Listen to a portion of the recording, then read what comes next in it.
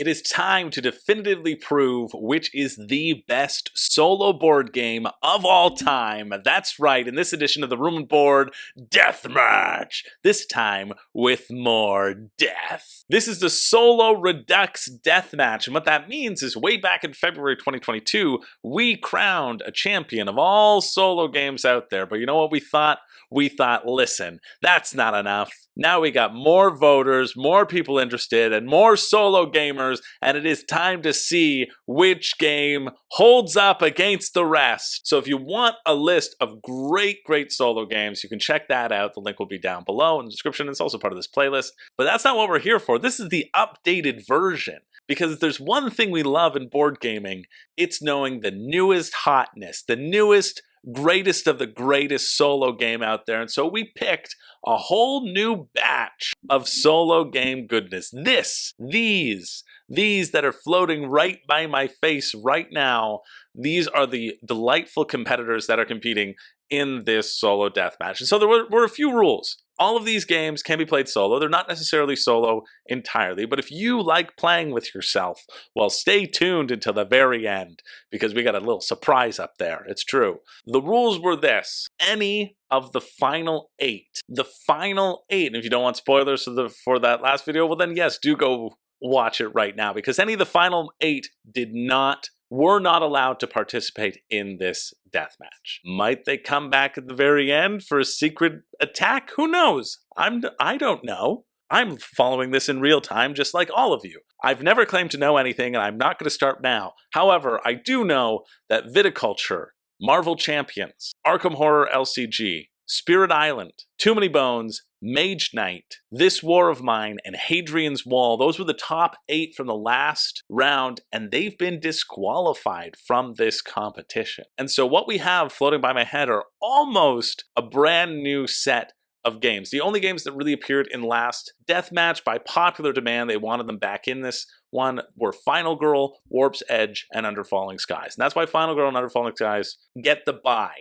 That's why you can't really see them. They get to buy everything else. These are another slew of 30 fantastic solo games that people love to play by themselves and with themselves. These are the competitors that are going to be whittled down until there is only one. That game being crowned the definitive best solo game of all time. And this is definitive. This is the definitive list.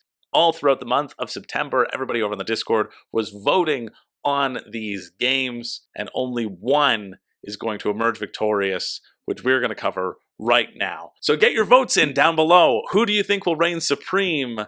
Is this deathmatch a sham because it's not facing off against some of the other titans, or is it just a lovely way to talk about more solo game options rather than the usual suspects, you friggin' jerks? One or the other. It's one or the other. Could be either. So that is what we are going to do right now, starting with the first round. Of course, this first round is always going to take a little bit longer as I explain the games in a little bit of detail, so you can get a sense of if one of these games might tickle your fancy, and maybe you should go check it out and try it. However, you should be warned that every single copy of these games is going to be burnt for all eternity. That's just the deathmatch rules. Again, I wish I made the rules. I wish I did. So I guess if you find a copy, it was very lucky.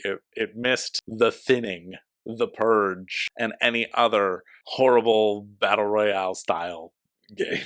So I hope that was enough time. Drop your votes down below. Who you think is going to come out on top? And let's get into this. And in our first round, we have Aeon Trespass Odyssey versus Legacy of You. Not the complete history of you.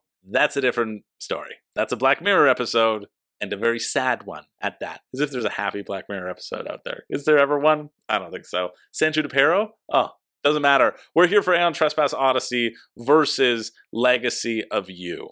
Now, Aeon Trespass Odyssey, we've talked a little bit about. It's going to be in the next deathmatch, honestly, because it's somebody's favorite. Speaking of Logan Paul, were we speaking of him? Well, he's in the thinning, so that's why, kind of.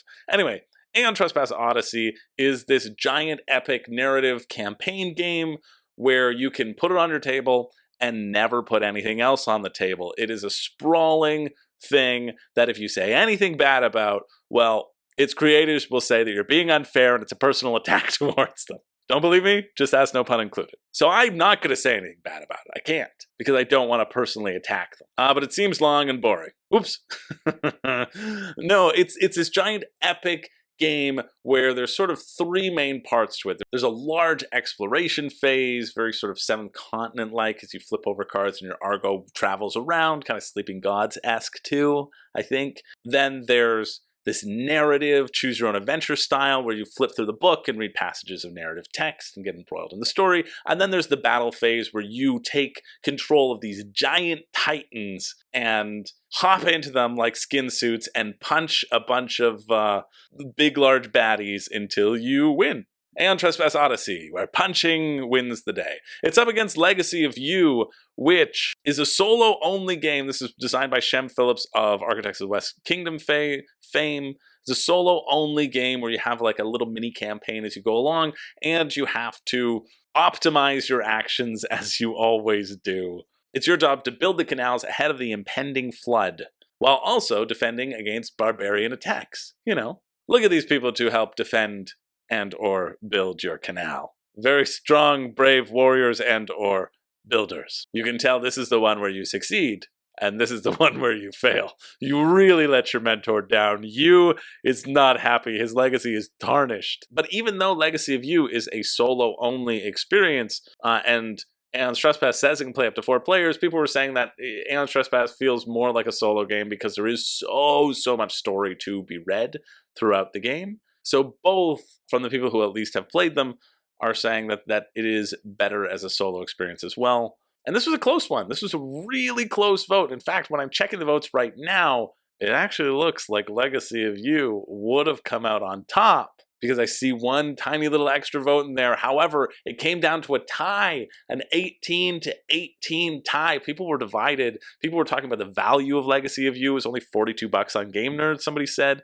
And so the ability to have like a really solid solo game that's cheap, affordable, great art, designed by Shem Phillips, who's just designed so many great bangers out there, was a huge push. However, there was also a huge push by the Aeon's Trespass Odyssey crowd. Those who like it a lot and use their extra votes to put that tie into consideration. Everybody gets one extra vote that they can use throughout the entirety of the tournament, and everybody was blowing them on Aeon Trespass Odyssey right now. And so the tiebreaker rules state that whichever game has the most extra votes and encourage the most passion from the fan base, that's the game that's going to move on. And so it is Aeon's Trespass Odyssey that moves on into the second round. Sorry, Legacy of You.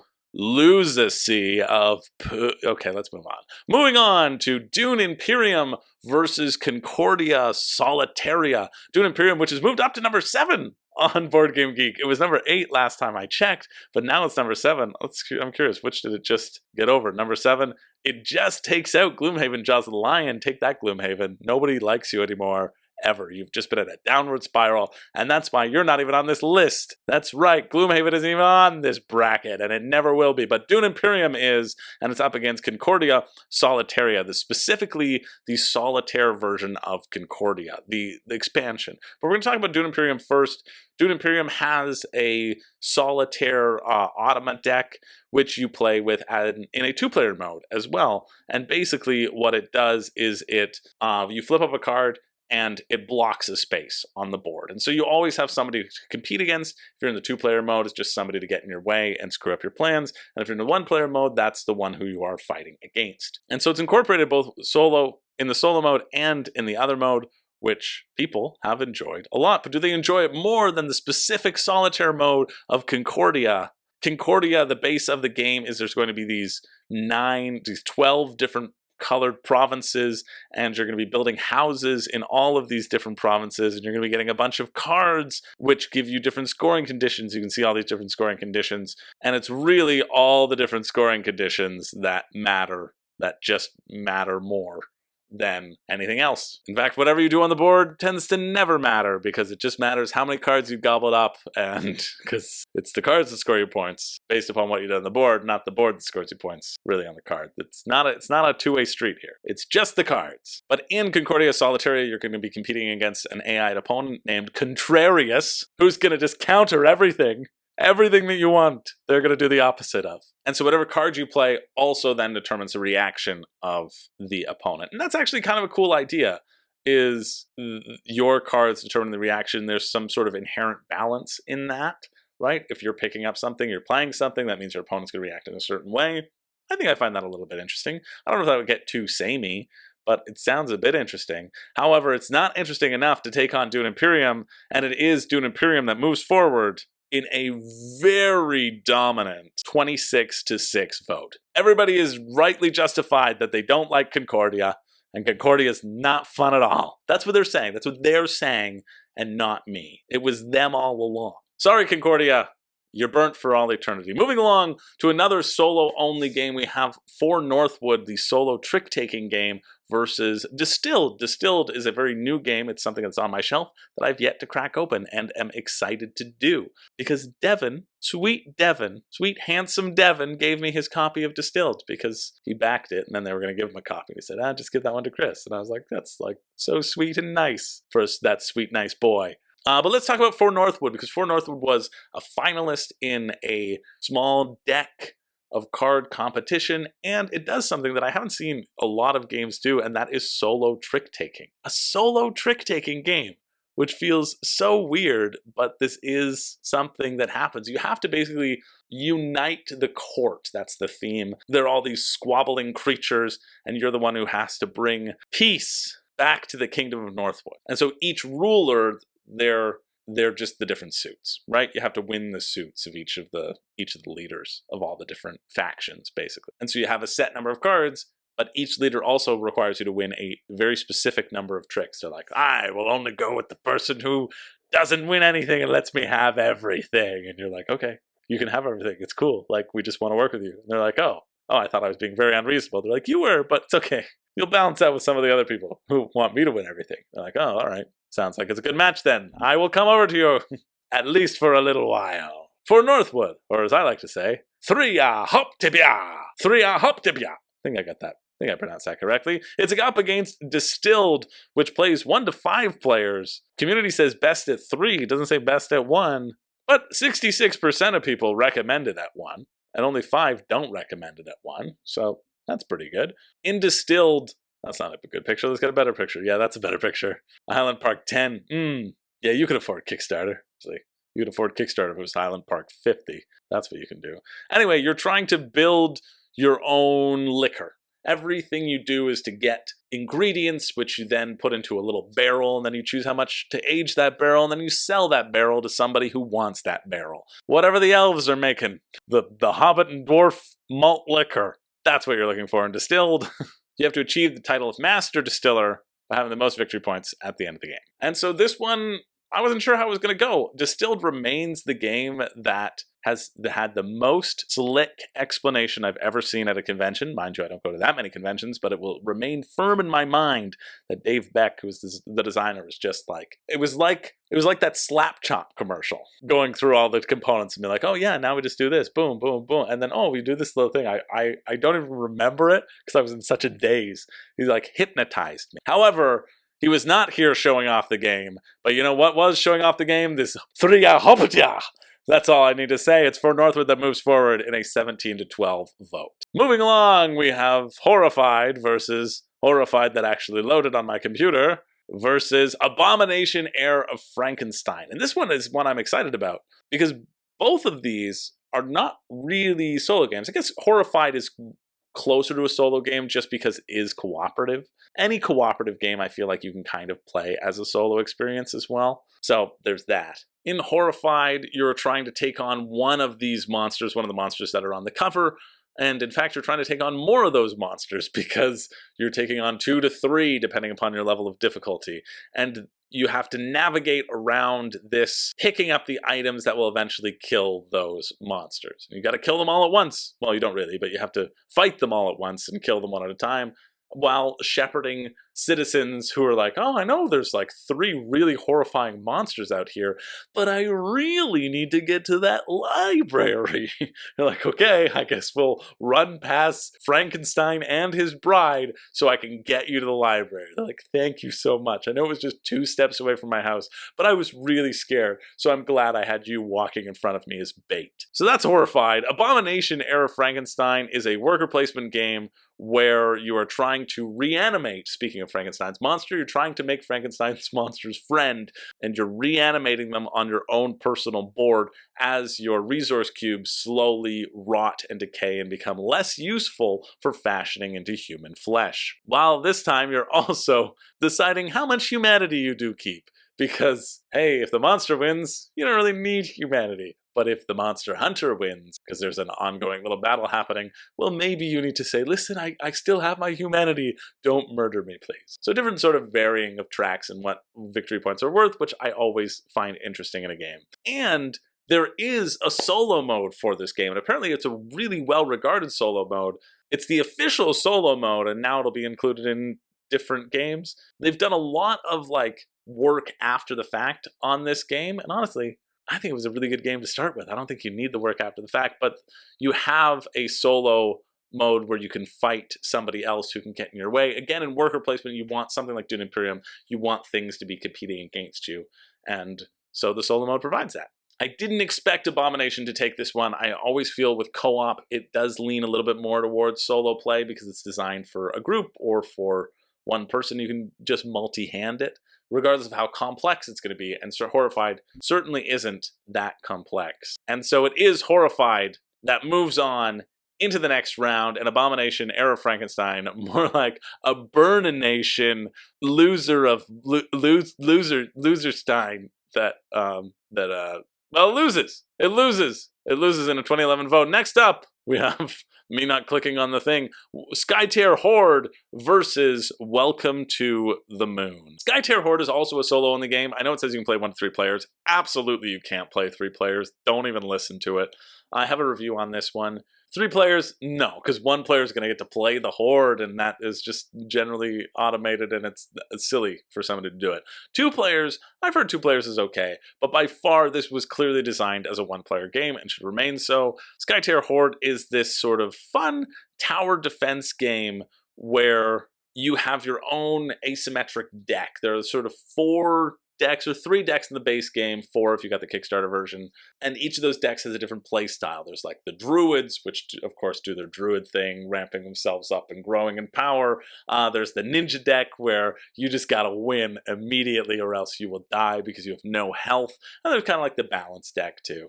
It's fun. All of the monsters will come out up top. You'll be facing off against a specific villain as well. So you take your villain, you take your person, and you kind of just face off against them, and there'll be these little minions that keep on jumping up that you have to like really smack in the face over and over again, or else they become they get really out of control.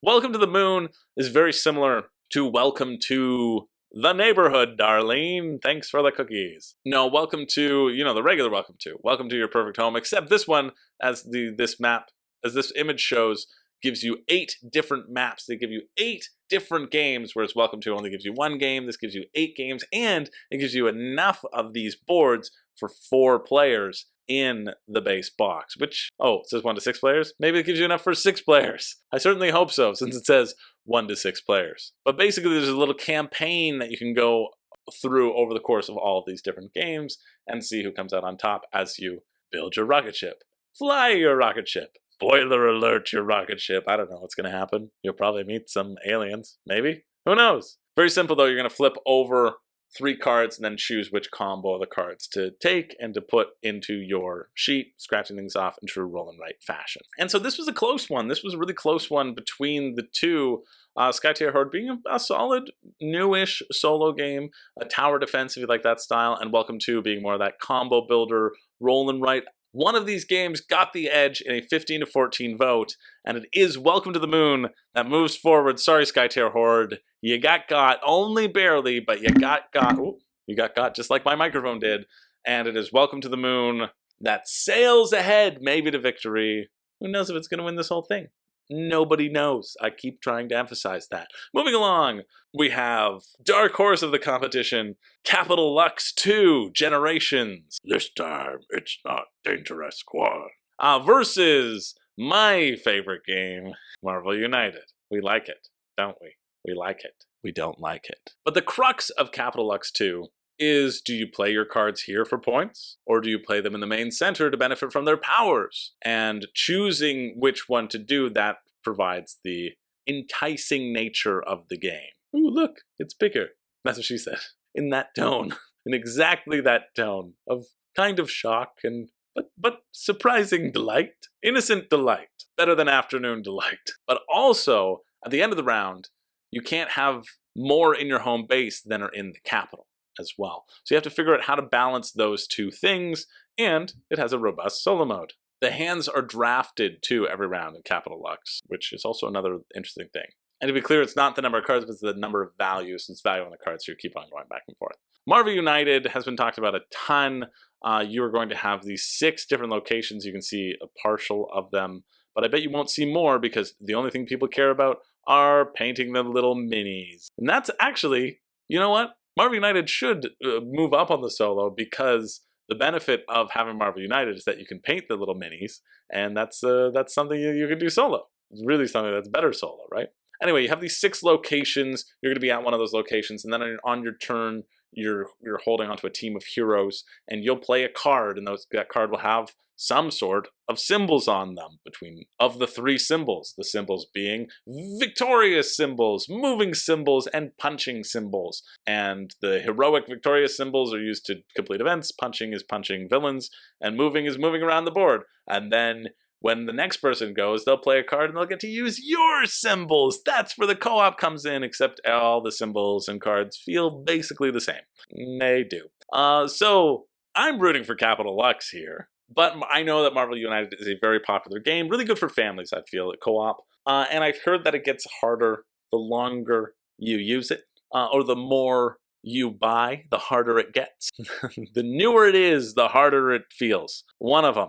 But which of those is best to be played with by yourself? That's the question. At the end of the day, it was 15 to 13 for one of these games, and then the Die of Chaos happened, and then it was 17 to 14. So it was the same. The Die Chaos didn't happen. Basically, if people are undecided, they can also vote for Die of Chaos. I've explained that before. But this is your first time here, so welcome. Thanks for being here. And if you click, don't forget to pinch that little like button down below.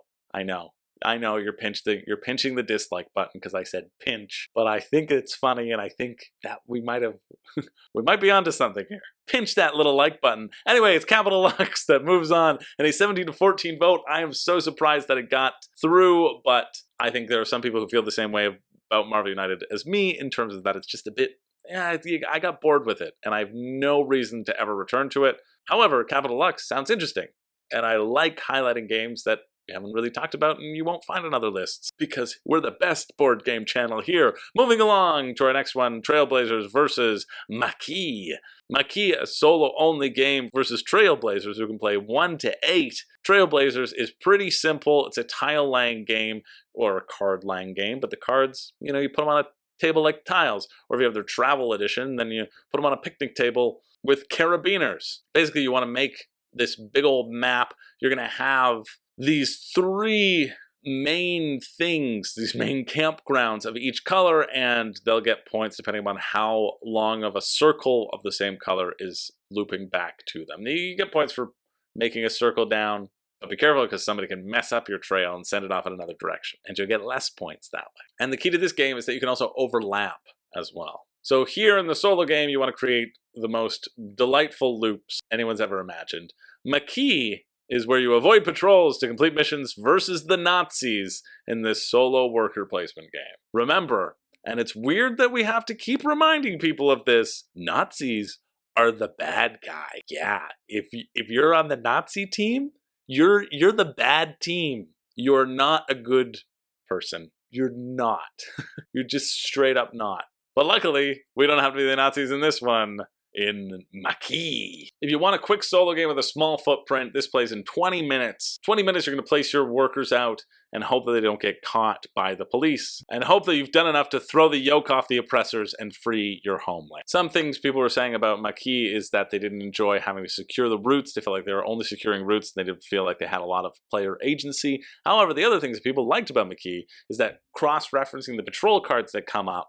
And so you know the chances of your resistance workers making it back safely is an exciting part, and figuring out where to place them. It's like, okay, that one's already out there. I know those patrols are gone, so now we can safely infiltrate here, etc.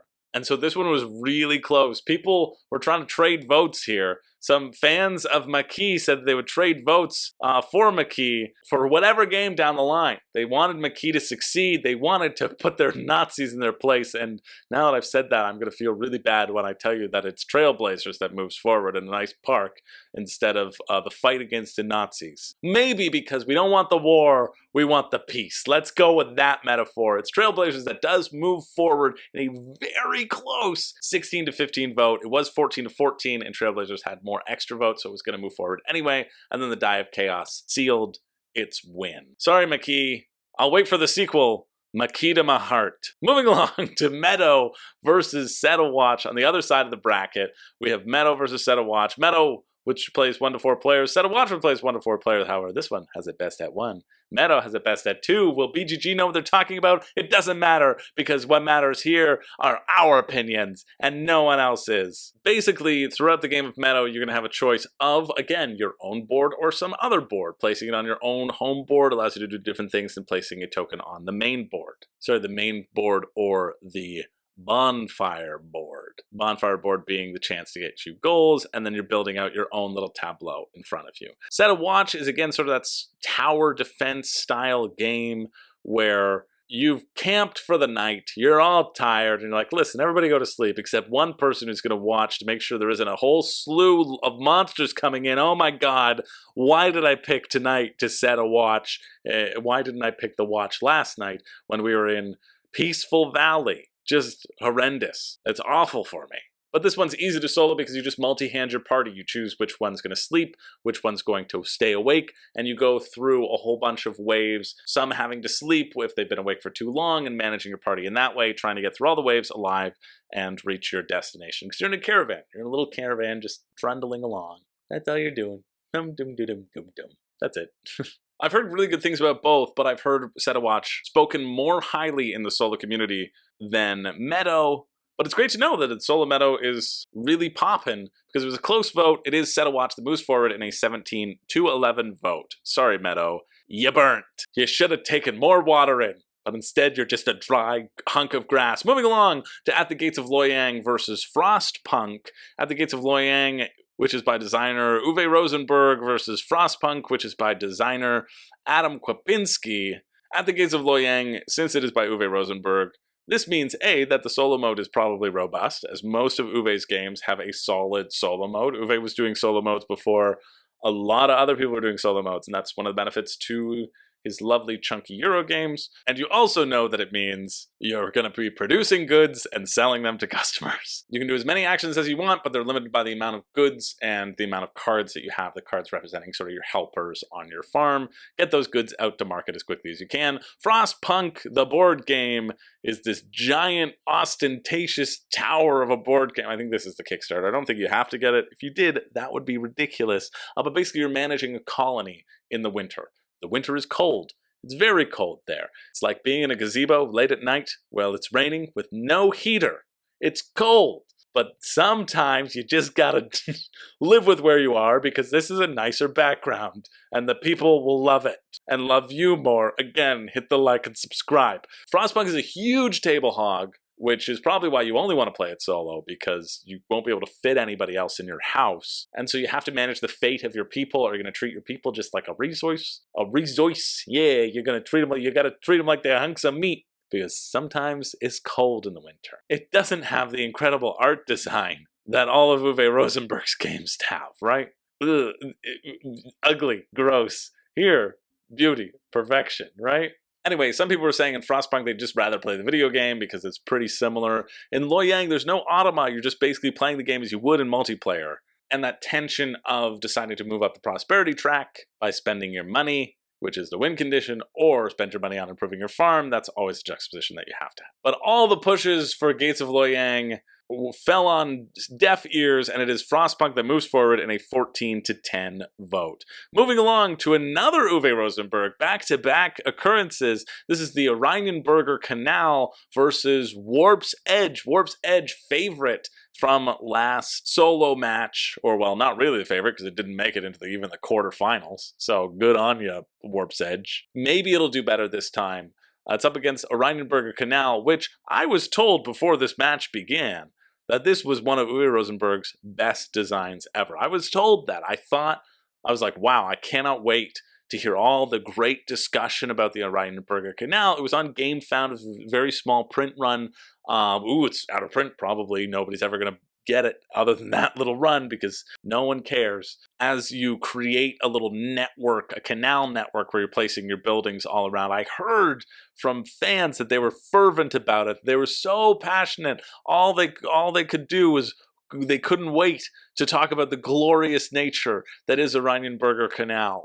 And then we got to this day, and the best things that were said about it is that Oranienburger Kanal is a well-designed brown game.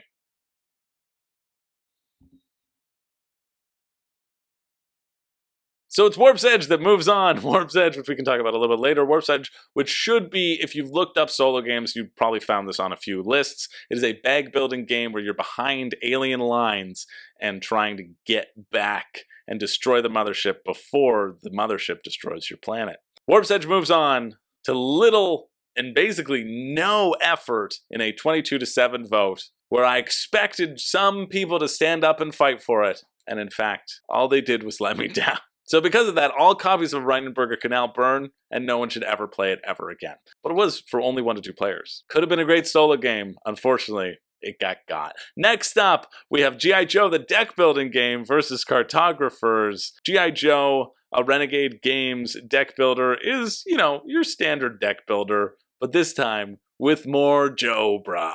It's fully cooperative, so again, it is going to be benefiting from that cooperative bump as you try to take down Commandante Cobra, Destro, Baronessa, Mare Blood, Crimson Guard, Zartan, taking them all down and adding in all the Joes that you could ever want into your deck, taking down the onslaught and winning all the missions. And there's a bunch of different missions and different packs and stuff that you can add in, different expansions. Let's see the expansions. All of these different expansions with more coming.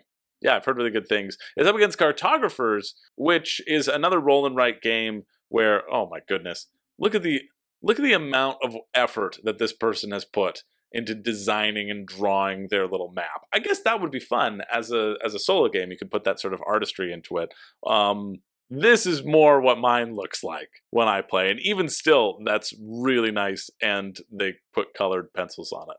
I just do the shapes. Basically, it's a polyomino game. You're going to be choosing between polyomino shapes to add into your map wherever you want, with the goal of getting the most points. Your points are variable, so you see A, B, C, D, A, B, D, C. That's horrendous that this was put out this way. It's A, B, C, D, and in the first round, you're going to score conditions A and B, and then the second round, you're going to score conditions B and C, and then C and D, and then D and A, and so it'll come back to the beginning, like all of our DNA. But speaking of DNA, it doesn't matter anymore, because it's G.I. Joe that moves forward in a very solid 20-11 vote. 20-13 vote. Doesn't even matter. I've forgotten about them. Moving along to the last quarter of the bracket, we are almost there with Bullet Heart versus ISS Vanguard. Now, Bullet Heart, there's also Bullet Star. These are trying to replicate games where you're just like shooting things at your opponents, but you're trying to line up puzzles and patterns into your own little tableau, and then you're shooting them across the way to somebody else, filling up their row. It's kind of like a Tetris attack style game, giving you that shoot 'em up puzzle action. But I'm surprised because I've only thought of it as this fighting game, but it is a solo game as well, where you can go for your high score, or you can face a boss. So you're facing a boss which will react and try to punch you over. It's up against ISS Vanguard, which has kind of taken well, my Discord by storm. People seem to really enjoy ISS Vanguard. This might be the best that Awakened Realms has done if you like that space theme. At least that's what people are saying. People seem to like it more than Aether Fields and more than Tainted Grail. Likely because of the theme, but maybe because there's these two giant phases. One is the exploration phase, where you're going to go onto a planet and deal with whatever the planet entails, whatever your mission is, and then you go back to the ship and you have this whole cataloging your binder phase as you upgrade things and deal with upkeeping your ship. It's a very long, huge campaign game that I know a lot of people have been having a bunch of fun with. ISS Vanguard also won a deathmatch earlier in the year, the most excited, the best of 2022. We had that in January, only talking about games that kind of were hitting the table all throughout 2022, and since ISS Vanguard landed there, it won that, so it would be hard-pressed for it to be taken out in this first round. This isn't a misdirect. Unfortunately, it isn't a misdirect for Bullet, as all of its sites are not lined up correctly. It is Bullet Heart that loses to ISS Vanguard, and it is ISS Vanguard that moves forward in a 19-12 vote. Moving along, we have Black Orchestra, that's the one, versus Resist. Black Orchestra is another co-op game where you are taking down Hitler. Again, Nazis are the bad guys. We shouldn't have to remind anyone of that. Just ever. It's like, I'm on the murderer team. My politics are murder and genocide. Is that cool with everybody at the table? Is that cool? No, because it's real life. But this is not real life. But it is you trying to murder Hitler, which is a great theme for a game.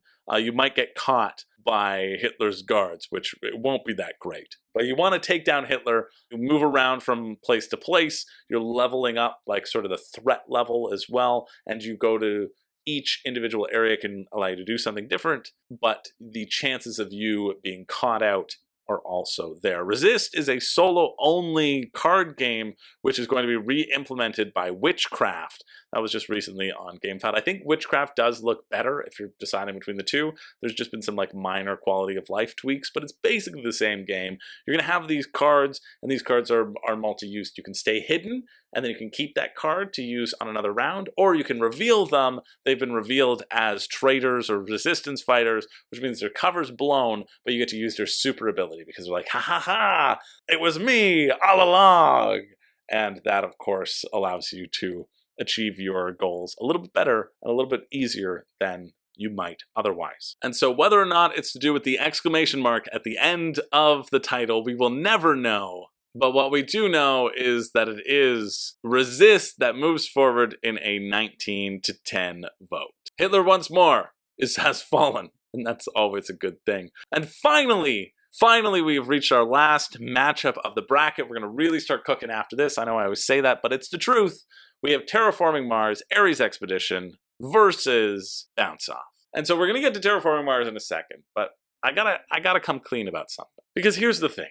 When I'm sitting alone in a dimly lit room, do you know what I'm doing? When I've encased myself in the middle of a museum, what do you think I'm bearing all for all to see? When I'm relaxing after a hard day's work in a bathtub, what do you think helps me relax the most? Because in all cases, it's Bounce Off or Bounce Off Party, depending upon the situation and how much steam you have to blow off. It's Bounce Off. I think I have spent more time playing with myself and Bounce Off than I have with other humans. I would much rather spend time with Bounce Off than I would with you, okay?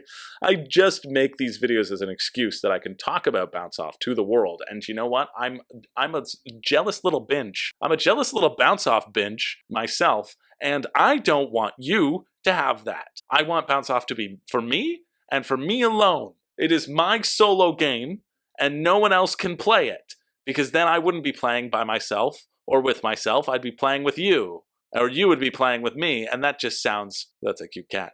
That just sounds horrible. I would not like that. I would much rather just be alone. It's what I keep telling myself. And so for the sake of me, and also for the sake of you, I'm going to remove Bounce Off forcibly from this competition because you haven't earned it yet. You haven't earned the sweet taste of those beautiful blue and yellow balls. You don't know what it's like to spend a night. You couldn't handle spending a night with Bounce Off. It would blow your little mind, and honestly, all these other games would be ruined for you. And I don't want that. I want you to feel like you've hit the pinnacle of board gaming and not actually get there, but feel like you've hit it with all of these other selections. And so Bounce Off is being removed, disqualified from the competition officially, and it is being replaced by none other than Terraforming Mars. We have Terraforming Mars versus Terraforming Mars, and I have a feeling that Terraforming Mars might beat Terraforming Mars. Now, in Terraforming Mars, you're populating a board, trying to terraform Mars in all the ways that Mars loves to be terraformed. And in Terraforming Mars, of course, you're trying to terraform Mars, moving your cubes along the income tracks as only a sweet terraformed Mars could terraform. Look at that board. It's a bit smaller than the other board. There's a difference for you.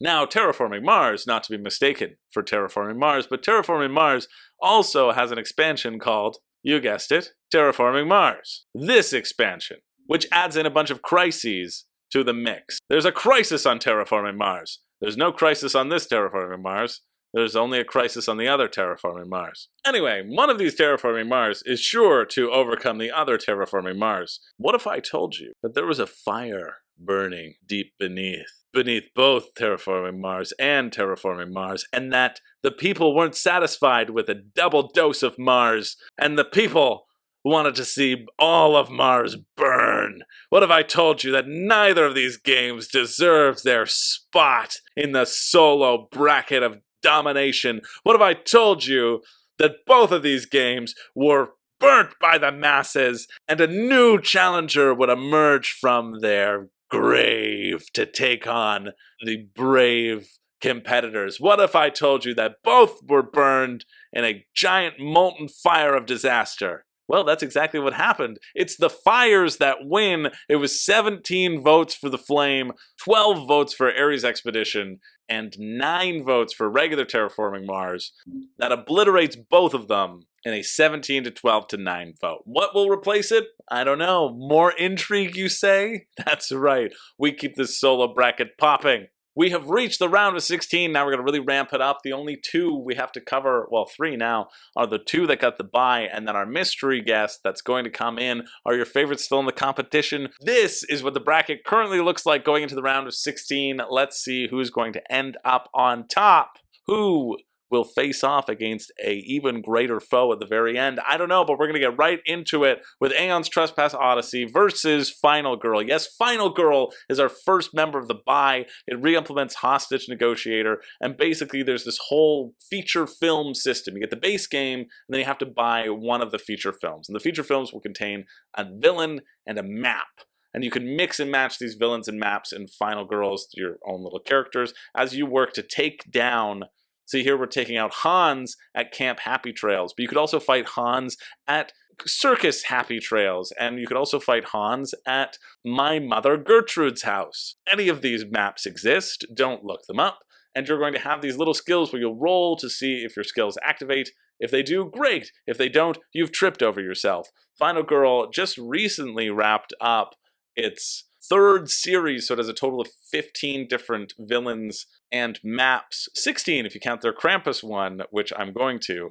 So much content for this game if you like it, but it's up against something that also has boatloads of content as well. Aeon Trespass Odyssey. There was a huge push. Remember, people had traded their extra votes in the hope that Aeon's Trespass would come out on top. Even though the base game of Aeon's Trespass Odyssey is probably worth what you spent on those 15 boxes of Final Girl. To be fair, comparable price points. Final Girl has that mix and match. Aeon Trespass gives you that campaign style. It is Final Girl that does take out Aeon Trespass Odyssey and move forward in a 21 to 12 vote. I think all the Aeon Trespass Odyssey team, they used their extra votes in the first round, and they were unable to get through round 2. Moving along to Dune Imperium, which takes on 4 Northwood, 3A Hoptibia, obviously. In this next battle, again, Dune Imperium using that Automa deck, 4 Northwood being that solo trick-taking game. I'm pulling for 4 Northwood here. I think it's a really slick idea. I don't play a lot of solo games myself, but I think this is one. I can't even attempt this one. 4 Northwood! Dang, I was looking for more. 4 Northwood! That's a pretty good one, too. English is also weird. We don't know it. Anyway, it's Dune Imperium that moves forward. but it was a very close vote. It was 16-15 for Dune Imperium. Dune Imperium just skating by. I think the art style and the accessibility of it really bringing it to light, but Dune Imperium is also pretty cheap too. So Dune Imperium moves forward into the next round. Next up, we have Horrified versus Welcome to the Moon. I feel like Welcome to the Moon is going to win here. Horrified, I think, is okay, but it's a bit light for my taste. Not as light as Marvel United. I would much rather play Horrified again than play any game of Marvel United, for sure. But I just think there's so much more that Welcome to can offer. There's so many more different maps and modules and excitement that Welcome to can provide. And Horrified, you just kind of get the same old monsters every time, right? However, what the hell do I know? Because it is Horrified that does take the vote. Yes, it's true. Horrified, if you're a solo player, you love Horrified, and you hate Welcome to the Moon.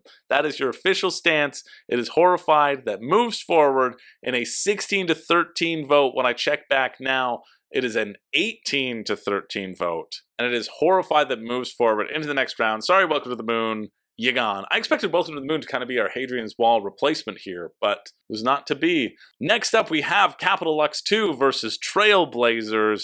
Capital Lux 2, remembering you want to have points here, and that aren't too many, that aren't larger than the points up here, but you want the points over here because you get more points at the end if you get the points here. That's this game. Trailblazers, where you're making your little loop-de-loops, making the best loop-de-loop. You're the loopy boy. No, sorry. That's Lupin Louie, and he will never be dethroned. He will chomp those chickens every dang chance he gets. Oh, sweet Lupin Louie. So this is an interesting matchup. I still think Capital Lux 2 sounds more interesting to me. I remember seeing Trailblazers. I saw a demo of it at Origins when I went, and I thought it looked just okay. But I also feel like Carcassonne looks okay. You know what I mean? I don't see this giving me more than Carcassonne does, other than this being a waterproof version. There's a travel version, which I guess people would like. However, I think there's been enough, and this is what discussion can do. Those of you who want yours to succeed, you gotta fight for them. Capital Lux 2 has had a lot of conversation around it, and Trailblazers is just kind of like, meh. It exists. And so it is Capital Lux 2 that was wildly ahead in a 15-11 vote, and scoops up a bunch of the Dies of Chaos, moving ahead in an 18-13 final vote. Sorry, Trailblazers. I hope you're fireproof and not just waterproof, because that's what's going to happen to you. Moving along, we have our second bye of the evening. This is Under Falling Skies versus Set a Watch. So Under Falling Skies is Space Invaders, the board game, right? Just look at this. Look at all those invaders. And this is how you're going to fight them. You're going to roll the dice, and you're going to place the dice on your own little board. That'll determine how many you're going to shoot down, but it'll also determine how quickly the Space Invaders are going to reach planet Earth. Only for one player. It's up against the Tower Defense of Set a Watch. Let's get the art in full view here, so that we really can bask in its glory. Both were being reported as being very good value solo games. You get a lot of plays out of both of these games. There's a lot of variability. There's a little mini campaign that happens with Under Falling Skies that you can go through, and then Set a Watch, again, you have that variability of the monsters, what monsters are going to come out. Both solid games, but one game is more highly regarded than the rest, and that is Under Falling Skies, which moves forward in a dominant 21-12 vote. And speaking of affordable solo games, well, we have Frostpunk, versus Warp's Edge in our next matchup. Warp's Edge being the bag building game, Frostpunk being this whole city saving game with this stupid tower that doesn't make any sense. But if you like having it on your table, well, then I'm happy for you. And I'm happy you're having a fun time with your little toys. I sure do, which I paint all myself. You heard it here first. Every game I have, I've done the painting, and no one else. Now, only one of these games has starving children which you can force to do labor by having them eat sawdust, real quote, and the other game is easier. Frostpunk, they were saying that they love Frostpunk. We were saying we love Frostpunk because it's so challenging and it's crunchy and it takes hours, and then when you get that win, when you finally get that win, it feels so satisfying. Warp's Edge hits a different element where it's just a simple quick bag building, again under the same ilk as Under Falling Skies, Wouldn't it be wild if those two faced off against each other in the next round, which is going to happen. It's Warp's Edge that moves forward, although it had good competition, but Warp's Edge sails to victory in a dominant 20-14 vote. Goodbye, Frostpunk. We never knew you. Moving along to G.I. Joe, the deck builder game, versus ISS Vanguard. I don't see how G.I. Joe is going to survive this one personally. I see ISS Vanguard making its way pretty much into the finals because it's, again, the style of campaign games. I feel like so many campaign games are solo games. And perhaps that's why I'm not like a huge campaign game fan, because I don't like playing solo. But if you do play solo, investing in a campaign game feels like the right call because it's just a little journey that you get to go on, right? You could just play a video game that has a good story as well, but I don't want to spoil that for you.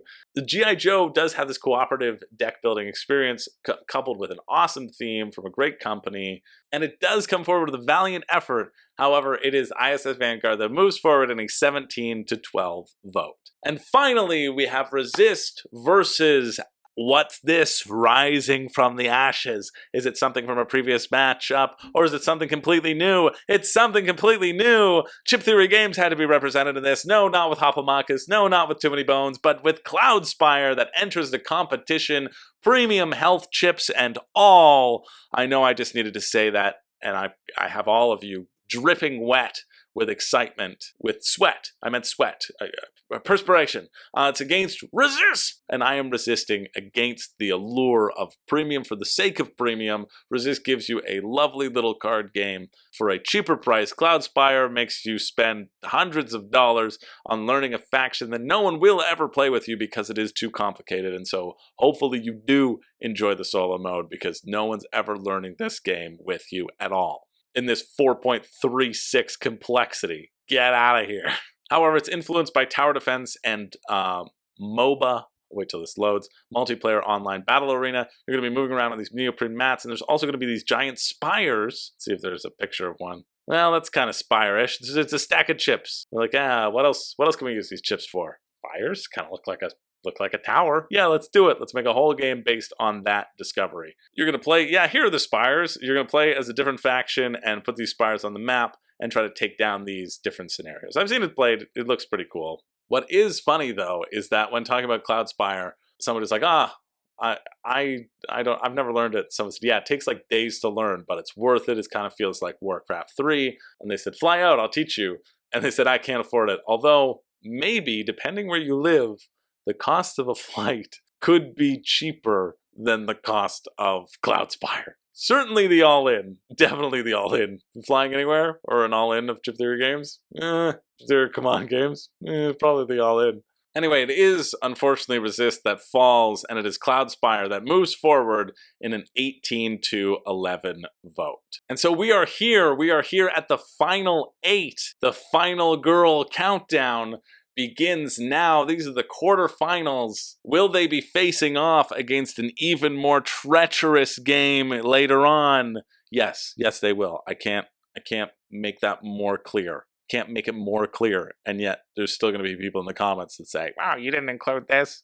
Invalid. It's going to be there at the end, along with something even more sinister. But what's the most sinister right now is all the villains in Final Girl are gearing up their chainsaws to take on all the heroes of Dune Imperium.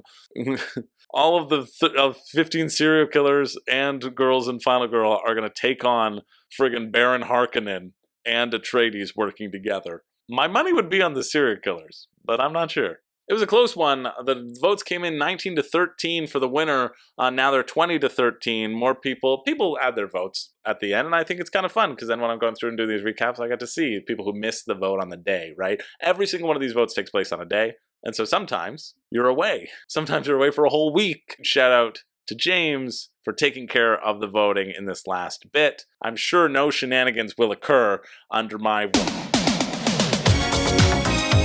Dang it. But it's Final Girl that moves forward in a 19-13 vote. Moving along, we have Horrified versus Capital Lux 2. Will this be the end of Capital Lux 2's paint-smeared rave? Or will Horrified fall under its own lumbering narrative plot devices? And so this one was really, really close. It was 13-12 for one of these games. that kind of makes sense. Capital Lux still riding that high on being the dark horse. Horrified being a little bit more well-known.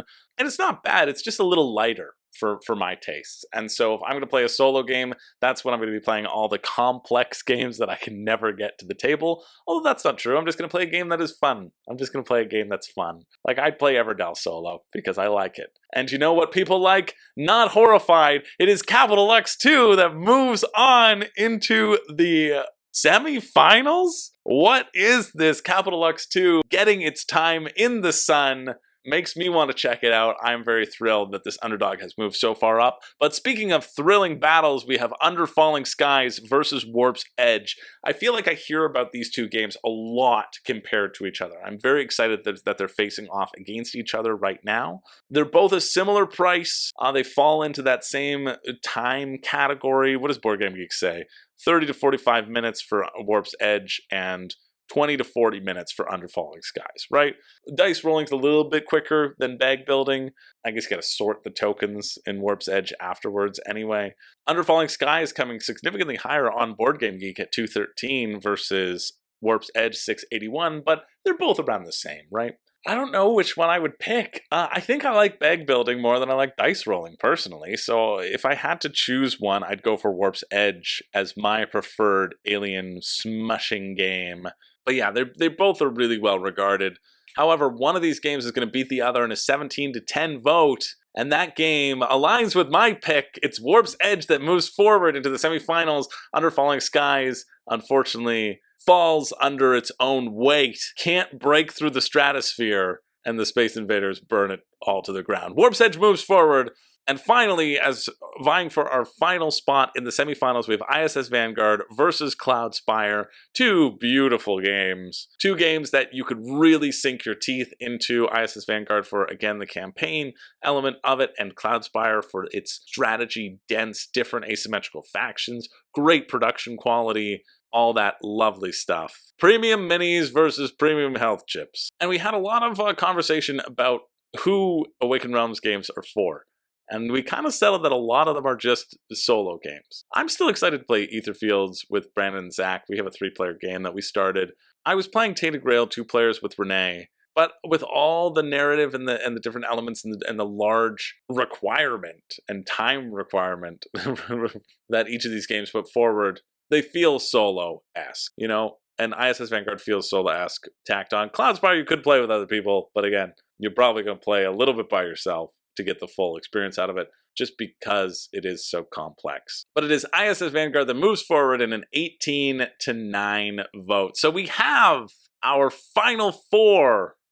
I like it's a back, you know, we're keeping it like that. We have Final Girl, Capital Lux 2, Warp's Edge, and ISS Vanguard. One of these is going to be crowned definitively the best solo game of all time. Which will it be?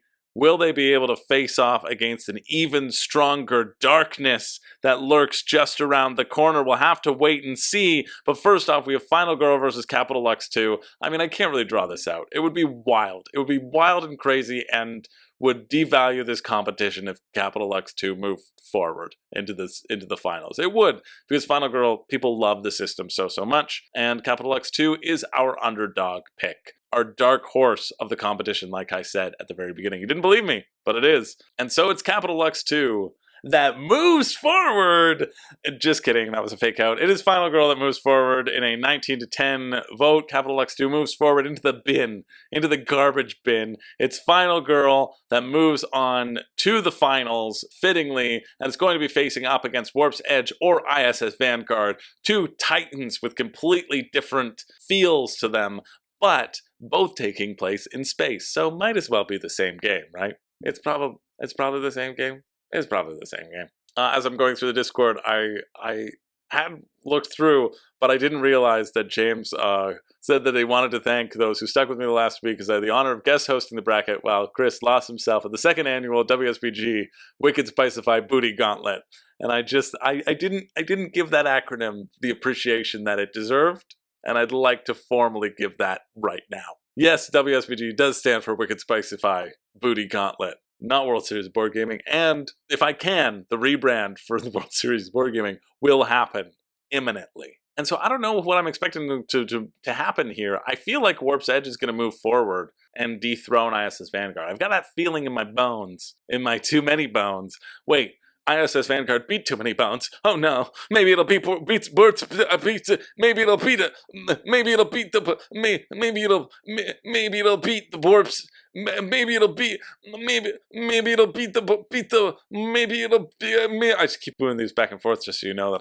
I'm not just repeating that. Warp's Edge loses. ISS Vanguard moves into the finals in a 17-12 victory. It is so surprising to me. I thought Warp's Edge would take it. I think it is well regarded, but it didn't. And now we are here at our final girl match. Final girl versus ISS Vanguard.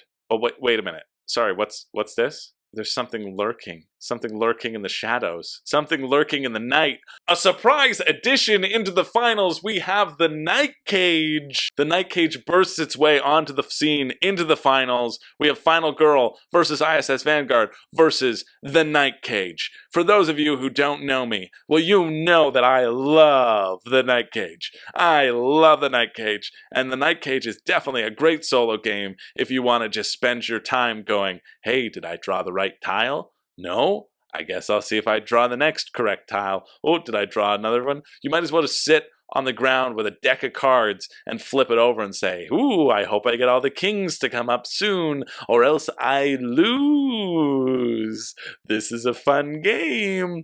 So naturally, while I was away, Final Girl and ISS Vanguard had some competition here. They had a little sneak worm its way into the competition. And even when I finally tuned in and I saw what madness was happening, and I came back into the Discord, I was granted with this horrid response after I said they're not to be trusted. I was gone for too long, and the Night Cage emerged from the blackness. And it legitimately has a chance of winning here. It has a chance of winning here, and if it does, I will honor it. I will honor the votes. I cannot do anything but honor the votes. Will the meme win, or will a true champion rise up?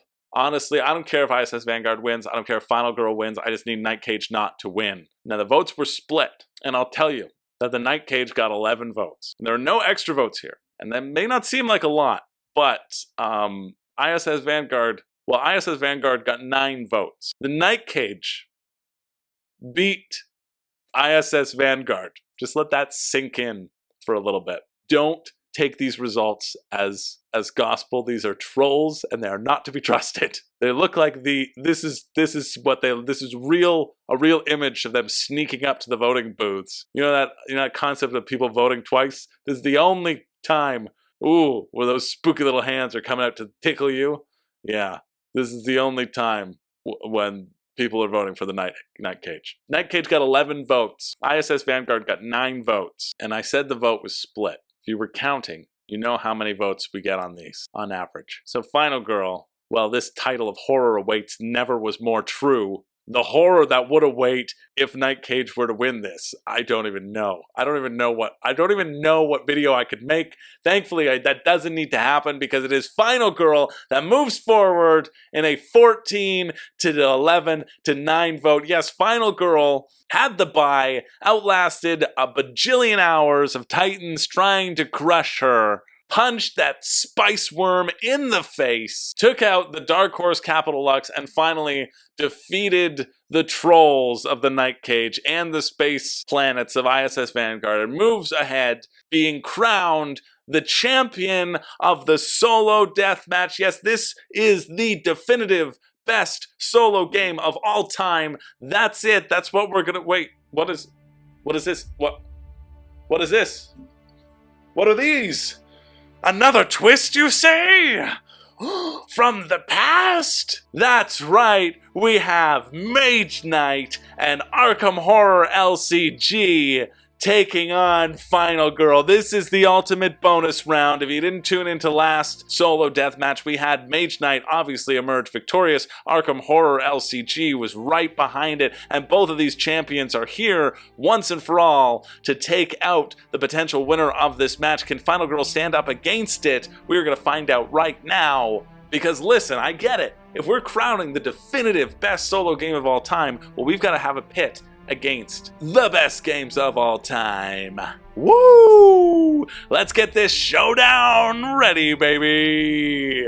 Final girl, you haven't stopped the fight just yet. Fan favorite of Arkham Horror the card game and winner of the previous deathmatch, Mage Knight, come out brandishing that sword in this final smackdown. It comes down to this last vote, this last battle between Mage Knight, the sprawling deck building everything game, versus Arkham Horror the card game, the living card game where you go and you seek on investigations and you can smash your deck together with a bunch of different investigators.